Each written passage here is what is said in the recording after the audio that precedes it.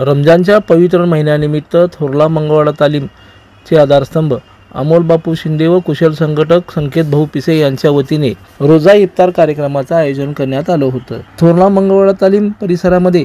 या रोजा इफ्तार कार्यक्रमाचं आयोजन करण्यात आलं होतं। या प्रसंगी सोलापूरचे पोलीस आयुक्त एम राजकुमार, उपायुक्त विजय कबाडे,